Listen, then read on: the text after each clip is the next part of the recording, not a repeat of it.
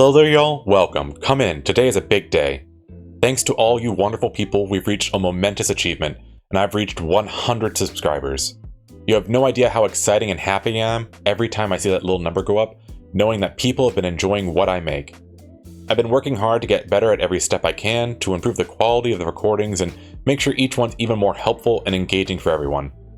If you can, don't forget to subscribe and share this with your friends, as my next big goal is 500, and I haven't quite settled on what I'll be doing for it, but I'm hoping maybe a contest or something similar, though don't quote me on that.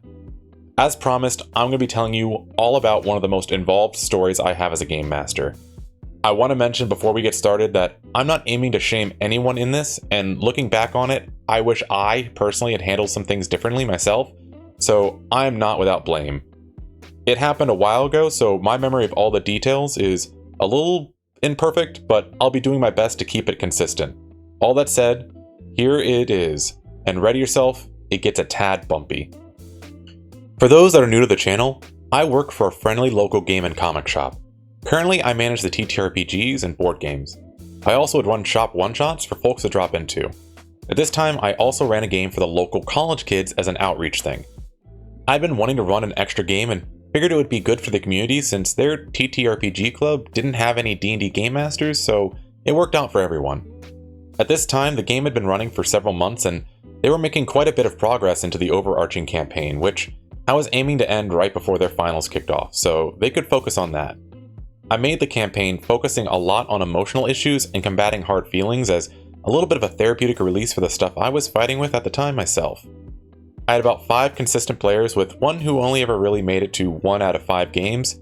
At this point, I believe they were level 5, and while none of their PCs are truly relevant, I'll mention them to give some context. We had a male Warforged fighter PC being played by a female who was the de facto group dad, and everyone basically treated them like the leader. There was a female Elven Bard who I do not remember much about, but I do remember that they were an amazing role player. We had a female gnome druid who had pink Leia buns and enjoyed having those transfer over to her wild shapes.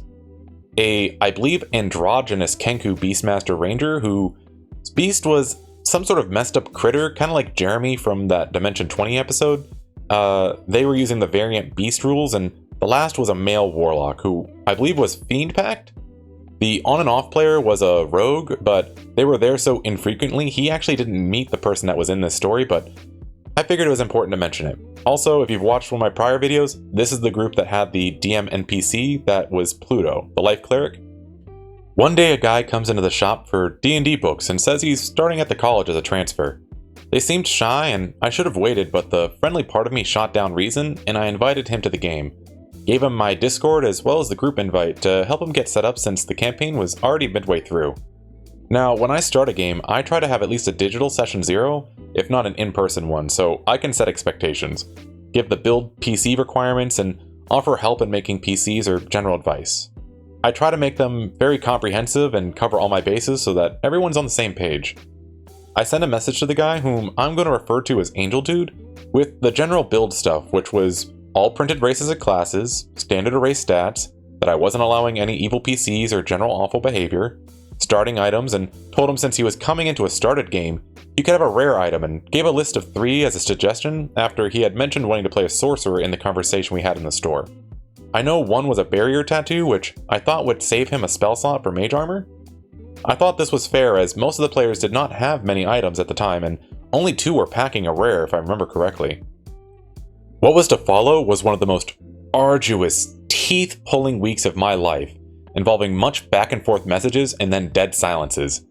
Again, I had initially spoke with him at the store and he was pleasant as I had explained the campaign thus far, that there was an extraplanar invasion happening whilst a large rift in the sky that seemed to not exist tangibly was slowly fracturing, causing demons to appear at points of fracture. He asked what the party consisted of already and decided that he wanted to be a divine soul sorcerer. He then stated he wanted to be an angel and sent me a link to some homebrew. Now, I wanted to be polite, so I took a look at it as I had said printed races and classes, but who knows, maybe it was something decent and I could try to work with him, but this was not just any homebrew. No, this was the most broken, unfair homebrew, the likes of which I had ever seen. It had permanent flight speed of 120 feet, radiant and necrotic immunity, innate spellcasting of 3rd level spells with no slots needed. In addition to all of that, there were multiple sub-races to account for all the schools of magic. My best guess was since these were angels, they were supposed to sync up to deities, and this was made to make them even more unique. At first, I thought I was seeing things, but I politely told him I was not allowing homebrew and to follow the same build restrictions as the other players, please. He said that this was what he wanted to play, and that there was some back and forth about it. I can't remember the exact bits, but finally he relents after I suggested Aasimar, since when I had asked him what he was trying to get to focus on, he said he was keen on being an angel, stating, "I'm gonna have it be like the angels in Supernatural." With that handled, or so I thought, but that's coming up later, he then argued that he liked the barrier tattoo idea, but he wanted the very rare version, which, as a reminder, gives a static 18 AC, as opposed to the rare, which is 15 plus max 2 from Dex mod, since he's being a nice guy and playing healer. At this time in the game, the fighter had an AC of 17, with chain and the Warforged bonus, 19 if they had their shield equipped, as the party was working on plans to get them plate, but by this point, I had spent 6 days trying to get this PC and background built, and I just let it go, which I still regret to this day. The day of the first session begins, and I mentioned how I had planned for his introduction to the group. Generally, I try to get folks right into the game, as no one likes to sit around on the sidelines and wait, but that's when he drops this bomb. "I want the players to go to the mountains of Celestia," which I have no idea where he pulled that from, as it wasn't in my campaign world. And then he says, "And then I want them to pray for help because they're just too weak to fight this evil. And when my angels will fly down and say, 'We have brought you our most glorious champion, we'll save you and your plane,' and then he would fly down and sacrifice his immortality to help them." I was aghast. This guy and the rest of the party are level 5, and I was not going to have him become this hashtag main character, and definitely not going to have him insult the rest of this party with this weeb mentality, which no shame on weebs. But I told him that I see he wants a dramatic entrance, and I'll make something work, but there was no mountain ranges in the area this party was going to, and I was not going to have them sidetrack to one. There was also no Mount Celestia, and they were on a sensitive time quest to do all the stuff that they were doing. The party was already about to explore a wizard black site and research facility that had been led from a prior quest. I ended up having him being guided by his Aasimar guide, and he came in to rescue the party with a well-timed spell as they were being pincered by 2 separate groups of enemies, one of which being a spell scroll elemental that was particularly nasty. Unfortunately, since he wanted this special opening, he had to wait about an hour plus into the session. I had wanted him to meet the party at the entrance, and he would have had been guided there, and it would have been this simple our goals aligned sort of meetup at the locked entrance that would have let him get straight into the action and working with the group to solve the puzzle lock on the door. He later complained that it took too long for him to enter the game, which, when I pointed out that he wanted the dramatic entrance, he was still displeased with it. This would be signs for what I would later come to recognize, and I wish I had taken care of it then, but I just wanted folks to have a good time. The rest of this occurred over the next 3 sessions. As the next session began, he became increasingly agitated, and when I asked him what the issue was, he wanted to know when he'd get to fly all the time, since he had no innate flight. He said that he had agreed to Aasimar since I said that they could fly, which I reiterated is not what I said. I told him that while there are races with permanent flight speed, Aasimars only last a minute, but since he wanted to be an angel-like PC, that this is why we went with this over Aarakocra, and did not please him. The session seemed to go along fine after this outburst, though he began to show that he was a massive metagamer. Another player was contending with an issue that was happening privately outside. It wasn't deadly nor noticeable, but it was a challenge for them that no one knew was occurring, but he decided that he just randomly was going to go check in that exact place and that spot to be involved in the thing that was happening, and this player was doing. It was not subtle, and it would continue to happen with him showing up by happenstance, even if he was off doing something else or deciding that he was going to also try to do the skill check that somebody else just did. As session 2 goes along, he announced that he is now the leader because he is God's chosen one, and they should all respect him, which got the expected reactions from the party. They all basically told him off, and that of anyone in the group, the Warforged was the leader, and that they respected him. They went to their next mission at a bordello town, which I described as a dusty, rundown place of drugs, gambling, and debauchery. He and the others began exploring the town and split up to ask questions. His group went to a place I described being akin to a rabbit warren that had waitstaff and buddy headbands. Not subtle, I know, but I was looking for some levity in what was basically a magical knockoff of Las Vegas. They got a table to scout the place out and were asking the other patrons questions. One of the waitstaff passed by with a tray of various drinks and substances, to which he blurts out, "I snort it." Now, this is on me, but I hadn't planned on players actually wanting to do the drugs, which were meant to be set dressing. But I quickly came up with purple worm powder and described how it made the world exceptionally clear, and I decided as a gaff to give it an effect which I believe was advantaged perception, but had a reduced movement speed and a DC save for exhaustion, as I was trying to let them have some fun. He, upon seeing the mechanical benefit, asked the tray carrier immediately, "For anything that made magic stronger or could make him fly," to which I had to pause play and tell him, out of game, that wasn't going to happen.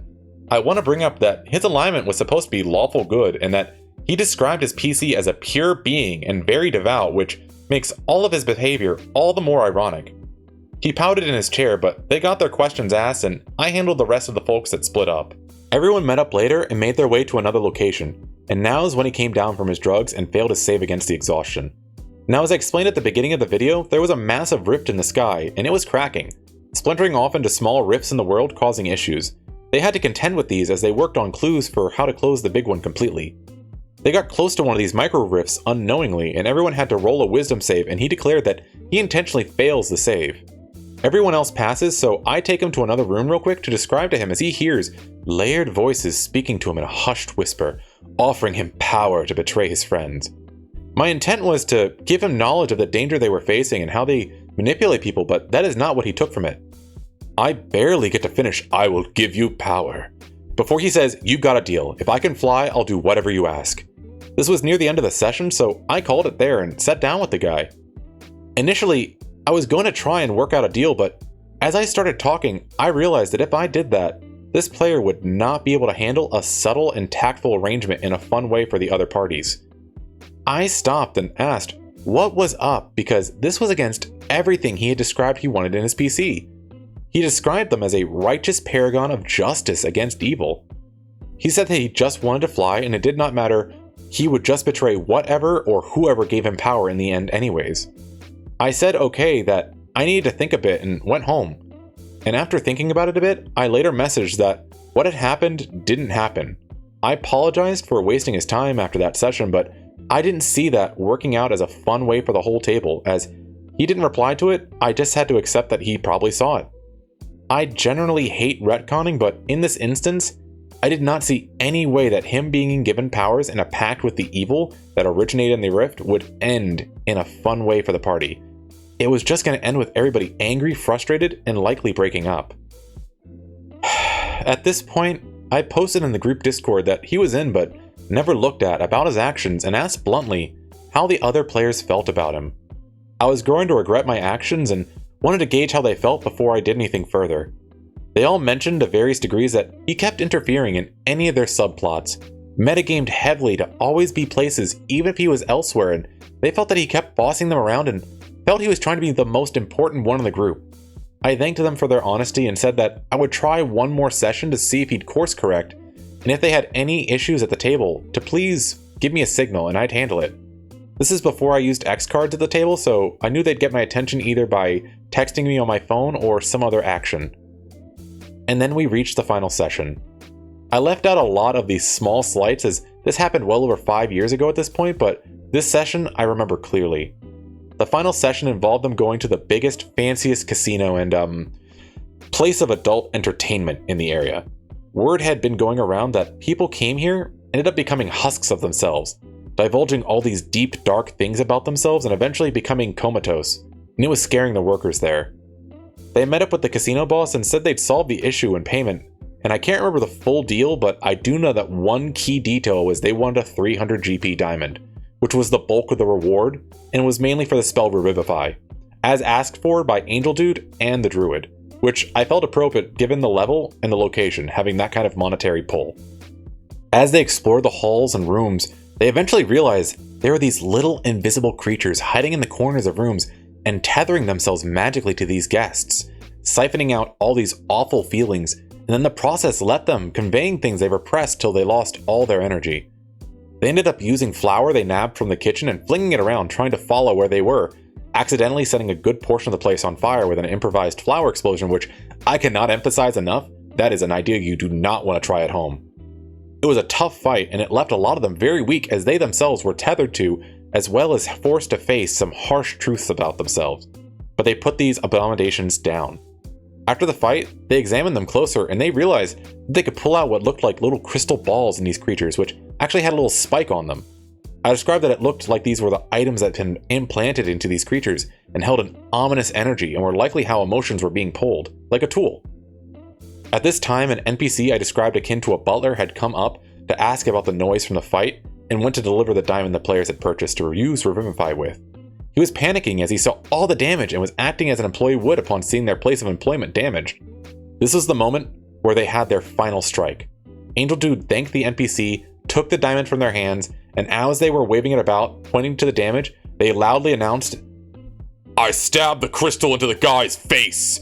I want to see how it works, and if he dies, I can just revive him." The whole table went quiet. I had made it clear that I wasn't abiding evil PCs at this table during character creation, as all the players during Session 0 wanted a fun, good saves the world game. I regret to say I wasn't the first to speak. The person playing the ranger said, "What the frick? What's wrong with you, dude? Are you insane?" I snapped back to that moment, and then told him to collect his things. That was not happening, and he'd been spoken to about this before. I stood up and asked him to leave my table and told him he was welcome to play in the other games being run by the people at the school, but he was banned from anything I ran. To clarify, the group was a TTRPG club, so had other DMs, but I was the only one running Dungeons & Dragons at the time. I stood near enough away to protect the others, but far enough away as to not be provoking as he picked up his things and walked away, saying we were a bunch of that can't handle real life, as well as quite a few more unsavory words before the door closed on him. I called the session there and spoke with everyone and asked how they were feeling, as quite a few were shaking after being yelled at and me having to yell and use my weight and stature as a threat to make sure he left the room. They were all able to calm down after some time, and it took some doing, but I was able to get people laughing and generally okay. We didn't continue the session that day, but the campaign did continue on without him, and the players vanquished the evil from inside the rift in a very tense and climactic final fight. One of the minions appeared to be a very familiar face, an Aasimar with wings so big they dragged behind him on the ground like a dress train, but so heavy he could not take flight. Looking back at it, I see how that was a cheap shot, and while I did it to let the other players beat up that bad feeling, I still have some regrets about this whole situation. I know I'm looking back at it with my own lens and my own prejudices, but it may not be a perfect recounting of the situation, but that's my best recollection. That was the last I heard from this guy, and after that game, I didn't see him in the store again or around the campus, but after I finished that campaign, I did end up getting much busier at work and left the players to run their own campaigns. If any of them ever happen to find this video, I hope that you're doing well, and if your memory differs in things, please reach out. But for the most part, there it is. One of the biggest red flag players and one of the only times in my life that I've ever had to all but physically remove a player from a table. I wish at many points I stopped and not invited them or even maybe tried something else, but part of me still feels that even if they had been playing a angelic Aarakocra, they still would have had some issues. That said, thank you all for joining me in this super special video, and I'm so looking forward to making more of them in the future. If you made it this far, please share in the comments your own similar experiences and how you end up dealing with them or how you feel I should have handled this. If you can, please share this video around and subscribe because it really helps as I work on getting more of these videos out, and if you enjoy answering TTRPG prompts or questions, please join me on Twitter or Blue Sky where I post daily, which is linked on the main channel page. Who knows, your responses may be part of a future video. Thanks again y'all, and I hope you enjoyed this story, that there were some lessons that were useful to you and help you tell better tales. Bye!